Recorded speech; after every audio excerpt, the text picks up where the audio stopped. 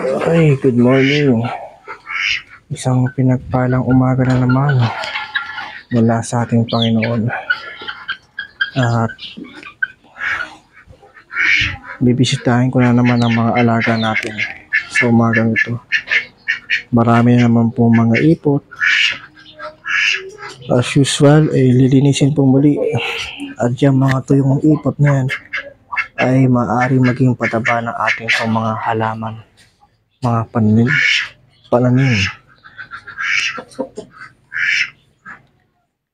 Batiin natin ang nag-iisang sisiw na nakasurvive sa 10. At isa po siyang lalaking manok o sisiw. Ito po ang kanyang nanay. Naglilimlim po muli siya. Ang kanya po mga naging itlog ay umabot po sa 17, pero 5 lamang ang nagkaroon ng similya o nagpatuloy. Yung the rest po patay.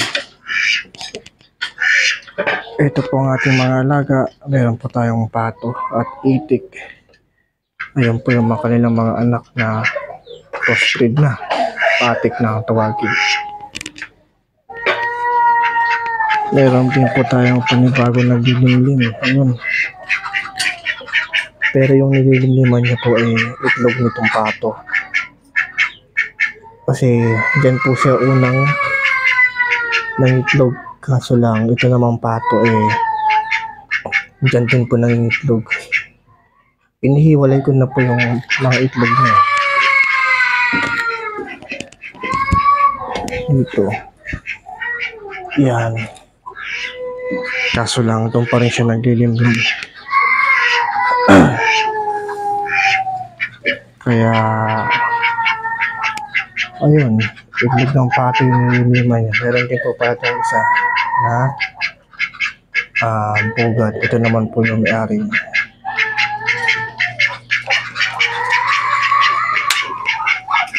Punta ulit tayo sa terrace.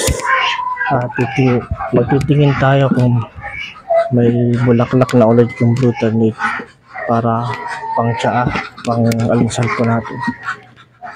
Ayan. Kita nyo yung ganda ng sikat ng araw sa lugar na ito. At kahit po paulit-ulit na pakita ko sa inyo hindi pa ako magsasawa dahil talaga namang napakaganda. At eto nga po, makuha na tayo ng bulaklak ng blue turnip para po maging tsaa. Ayan. Dami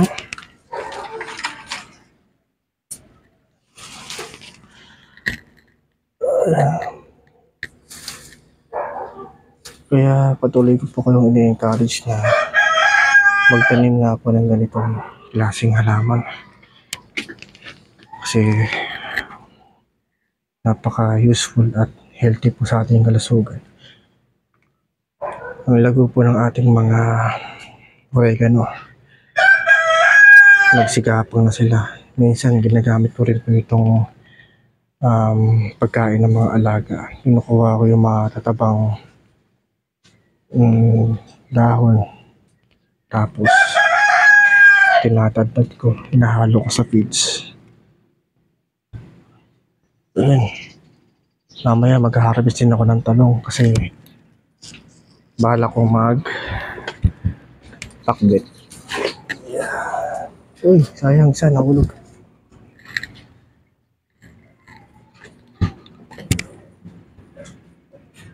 Alright.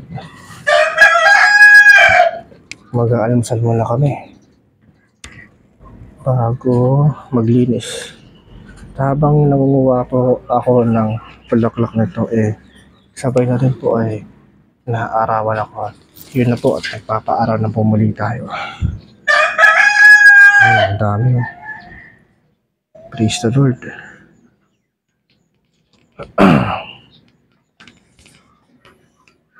Oops. Laking bunga. Meron pa siya ulit dito, mga panibagong bunga. May bulaklak na naman bago. May pechay nga rin po pala tayo. Galing po sa palengke to, tapos yung dulo, ibinaon ko lang po dito, kaya ayan, tumubo siya ulit. Ang galing, no? Praise the Lord.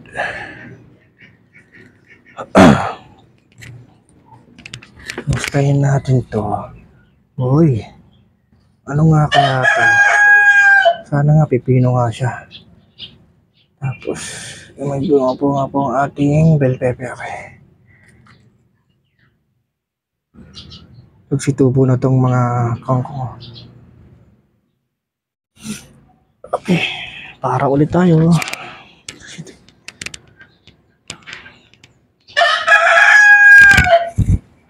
Iangat ko lang tong lamit ko sa likod para maarawan yung likod ko.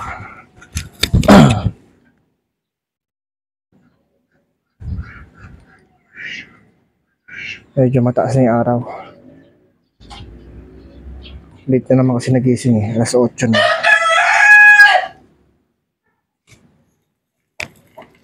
Yung mga manok natin, no?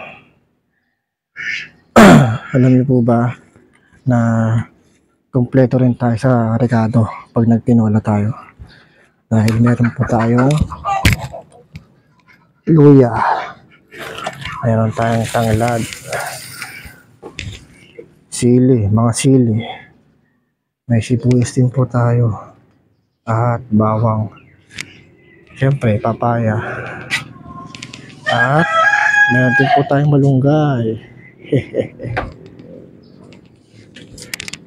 Kaya pag nagkatay po tayo ng manok, panigurado, kompleto na sahog.